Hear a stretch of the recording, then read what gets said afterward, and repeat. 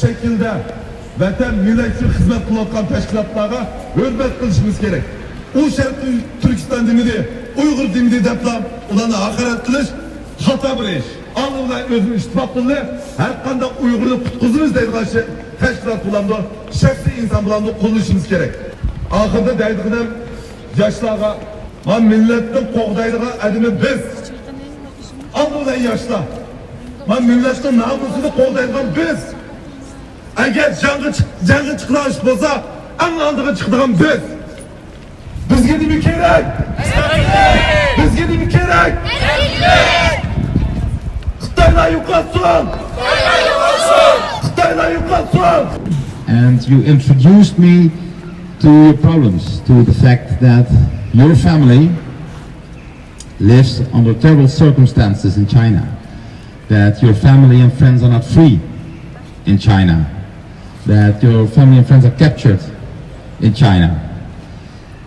And even worse is that if you are here in the Netherlands, you're still not totally free from the government of China. You'll get phone calls here from the government of China, and they threaten you, they threaten your family by phone to give them information that they want to have about your friends, about your family here in the Netherlands or at any place else in the world. And that's terrible. It's terrible, that's not good. Because of what you did a few months ago, what you told me, what this great group told me, I could ask our minister to get this on the agenda, because it wasn't on the agenda. And now it is, because every time when we have a committee meeting about foreign affairs, about China, I ask the minister, what are you telling China, together with your colleagues in Europe? Not only in the Netherlands, but in Europe. And also, in the last meeting in Europe, at the 31st of January, a week ago, our minister said, dear colleagues in Europe, we have serious issues with China, with human rights in China, and with threatening people in the Netherlands. Do you also have that problem? And together with Europe, we really have to be strong against China, how powerful China is. But we have to say something, because if you don't say it, it's maybe even worse than doing it. Thank you. Thank you very much for all your work and your teamwork. Thank you very much.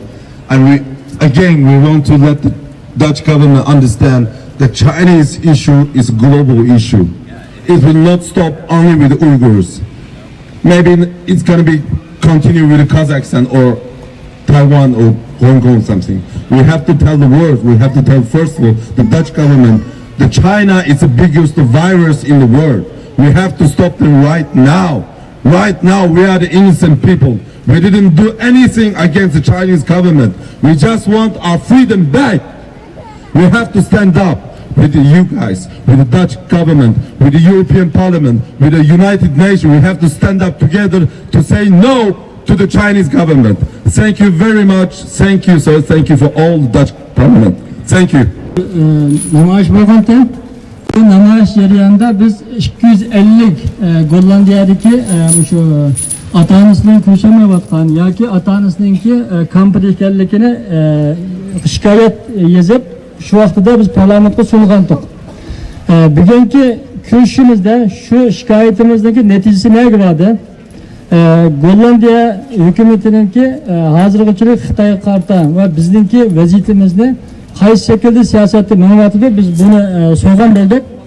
Bularning javobi birinchi biz o'tkazgan shu shikoyatnomani Sirtqi ishlar ministerligiga sunganligini, buning javobini berdi va undan boshqa Gollandiya o'zinkanda kuchiningki o'zining kichik bo'lishiga qaramay har xil yo'llar bilan Xitoyningki bu olib borayotgan siyosatini Avrupa Birliği'ne bilen birleşip durup bunu ortaya çıkardıqanligini bunu dedim. Ama ikki oy burun Sirtqi ishlar ministerligidan bizni hozir kelib chiqqan guruhni chaqirtgan bo'ldi. Chaqirtib shu bizningki sungan 250 qarindishimizningki hujjati to'g'riliq ularning nima qila oladiganligi bununki cevabını bizge biriş için çağırtkan. Biz o sokaklar meselesiyle kuruşkan vaxtıda bu hüccetin boğallıkının nayeti mühim hikayelik. Çünkü bularınki gepke emas, ispat buluşunun lazımlıkı. Çünkü Xitay hükümetiyle kuruşkan vaxtıda gep emas, kuluda resmi isim bilen, imza bilen hüccet boğal vaxtıda bularga her daim aldı okuyalaydıganlıkını bu hüccetlerini çokum Xitay bilen 4. ayı bir kuruşuş varken bulunurken Xitay ile oturduğun diyalog varken şu diyalogda şu insanlarınki hüccetini ortaya koyup biz bunu ma insanlarının mandamada kıyınçılığı varken bu bizge hüccet sundu bunu nem deyse de biz ortaya koymayız de bunu diyen oldu. Ulanın tavsiyesi bunun dinkin muşunda faaliyetindeki köp buluşu bizge mühimdir. Çünkü sizin muşunda bizge sunganlıkın için biz bunu sırtkı İslamiyetçiliğe bizge geldi, biz sizin çağırttık, biz bunun için hazır söhbet ediyoruz. Yani muşuna okşaş, hüccetlik, ispatlık, muşunda hüccet mi bizi koysanız biz her daim buna sizle hemkarlaşıp biz çokum kıldığını kılmaz deyip sırtkı İslamiyetçiliğinin ki belgen cevabı. Bugünkü hazır söhbetimi bunun dinkin aldığımızda bazen faaliyetini uğurlaştırış için mesela ۋەتىنىمىز Türkistan hazır kampeden çıkan bazen karındaşlarımız var sırtta. Ularını davet kılıp ekirip müş parlamentta güvalık bir işini diştik. Bula onuga yakında uğurlaştırdıgan oldu. Uğurlaştırıp müşahede şu kampede üz yaşap çıkan mesela Ömer Bek diyen karındaşımız var. Amerika'daki Mehrigül diyen şularga okşaşlarını ekilip müşahede hüccet resmi güvalık berdiğanga uğurlaştırdıgan üçün dişken bulduk. Ve onundan başka en mühim bolgan yeni bir yenilik kardeşler. Gollandiyada Şarkı Türkistan Uygur teşkilatlar minberiyede bir minber kurulgan oldu. Bu minber muşu Sırtkı İşler Ministerliği, muşu parlamentla bolgan bütün derdimizle bir vasıta muşula alaka kıldıgan, bularga derdimiz yetkizdigan, bular bizden alakalıştıgan şekilde bular olan resmi bunu orta koyduk, bularmış bu şekilde bunun için bulgan oldu. Şu karındaşlarınki bularının tavsiye kılgını şu ki qanday bir Uyg'urning qiyinchiligi bo'lsa saqchiga nima qilishni shu ota-onasi kampida bo'lsin yoki telefon bilan tahdid kelgan ulab qolsa buni saqchiga nima qilish ma'lum qilish tizimlab bu orqali bu sirtqi ishlar ministrligi qildiganligi shu qarindoshlarningki har gal buni oddiy chaqlamasdan qanday bir tahdid kuchirgan bo'lsak yoki ota-onamizdan ko'rishamagan mush qiyinchilikni hammani saqchiga nima qilish el sunuş arkalık bunu takıma ortaya çıkarışımız mühimken şu an en ahir xulası kelam hemimizdeki nihayet aktif buluşumuz bu davanın takıma ortaya çıkış için mühim. Hemmelerden Allah razı olsun. Yeni bir koşap koyduğuna yeni bir koşumcu gel. Akımız tuğan kardeşimiz şu müşiş için çaplatkan bir iş köylem var. Buna olan yeni biz oturup bunun dinkin şu devletçi kanday kiriş devletke siyasi qanday ta'sir qilishimiz uchun ulardan yana bir oldimizda bir necha planlarni tuzib harakat qilmoqchi inshaalloh buni yana yaqinda hammamizdan o'rtoqlashamiz inshaalloh hammalardan Alloh razı olsun mush yomg'ir turyapmiz Alloh mush vaqtlarimizni zayo qilmasdan bizga bir natija berishni so'raymiz hammalardan Alloh razı olsun rahmat.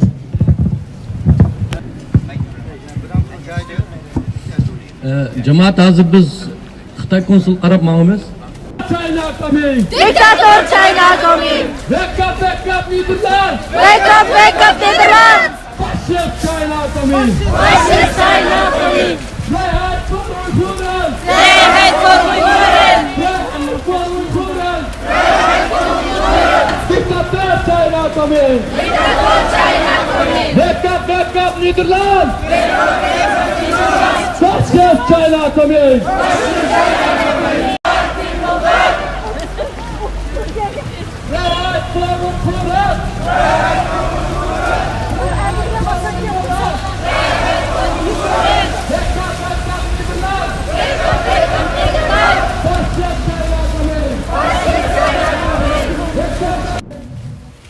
Vatandaşlar, biz bu inkılaplı takımı elip düşünüp şu yolda harmay talmay meniş üçün bugünkü günde 50 yaşına kelgen bir Uygur'un esleyaleydiğen yakın zaman Şarkı Türkistan halkının inkılaplarını sanat öteyler.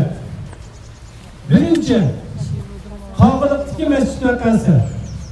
İkinci, şu yıldaki teyzevat vakası. Üçüncü, 1988 yıldaki o'quvchilar vakası, o'quvchilar hareketi. Dördüncü, 1990 yıldaki barın qoralliq hareketi. Beşinci, bugün hatırlayotgan 5 fevral vakası, yani 1997 yılı yüz bergan. Altıncı qarindoshlar, 2007 yıldaki hemimiz biladigan qirg'inchilik. Yettinchi, 2004 yıldaki yakın qirg'inchiligi. 8. 2015 yıllarda beşi başlangan bu mecburi asıl nasihat kılış siyaseti. Buların hemisi de mağlup olan taraf Şark Türkistan halkı olsun, yanılar bu halktan ensirgen, bu halktan korkan taraf yanılar mustabik komünist hakimiyeti. Yaşasın Şark Türkistan halkı! Yaşasın Şark Türkistan halkı! Şark Türkistan halkı azatlık! Şark Türkistan halkı azatlık! Yaşasın azatlık! Yaşasın azatlık! Yaşasın azatlık! Yaşasın azatlık! Yaşasın Şark Türkistan! Yaşasın Şark Türkistan! Yaşasın Şark Türkistan! Yaşasın Şark Türkistan! Yaşasın Şark Türkistan! Yaşasın Şark Türkistan! Qarindoshlar, bu tarixiy jarayonni qaraydigan bo'lsak, Xitoy yalmavuzlarining ne kadar vahshiy va rahimsizligini ko'rib olamiz. Biz bu zulm ve azaplarni nima uchun tortyapmiz deb o'zimizdan so'rasak, uning birdan-bir javobi del bizning musulmon bo'lganligimizdir.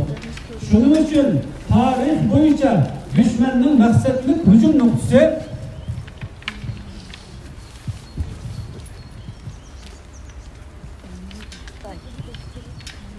hücum nuqtasi Uyg'ur xalqining muqaddas dini bo'lgan islom bo'ldi. Bundan biz bununla qanday qarshi turamiz?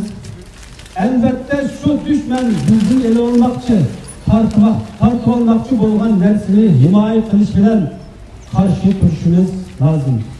U bo'lsa Alloh taborak va taolo Qur'oni Karimda buyruq qilganidek Allohning buyruqlarini ijro qilish bilan bo'ladi. Allah Tebarek ve Teala Kur'an-ı Kerim'de Ya eyyühellezine amenu ittakullaha hakka tukatihi ve la temutunna illa ve entum muslimun deydi. Bu ayette kardeşler Allah Tebarek ve Teala ey Müslüman sen fakatla Müslüman buluş halkında ölüşün lazım deydi. Bundan bugün biz Uygur halkımı Xitaylar bizim dinimizde tartı oylagan olsa biz Müslüman fethini ölçümüz lazım der. Biz bu mukaddes dinimize çin konuşmamız lazım.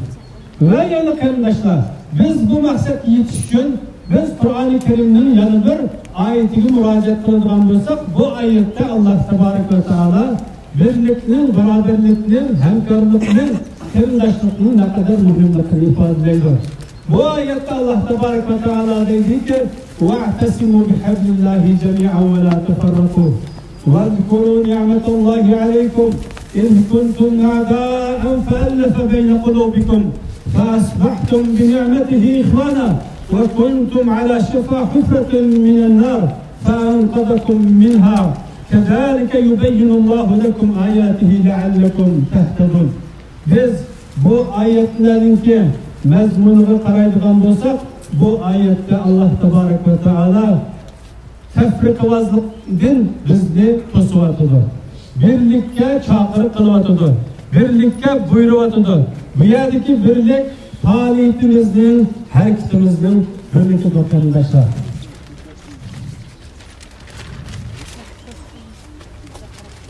Hurmatli qarindoshlar, bu oyatning ma'nosi va ruhiga asosan Xitoy bizni har xil vositalar bilan dinden çıkarman desimi, yok ben dinimden yanmayman, Müslüman bolgan halette ölümen deb dinimizge qattiq mahkam esilishimiz lazımdır. Hürmetli yurttaşlar, bu zulümden qutuluşning birdan bir yolu uyg'onish ve müstebitga qarshi harakat qilishdir.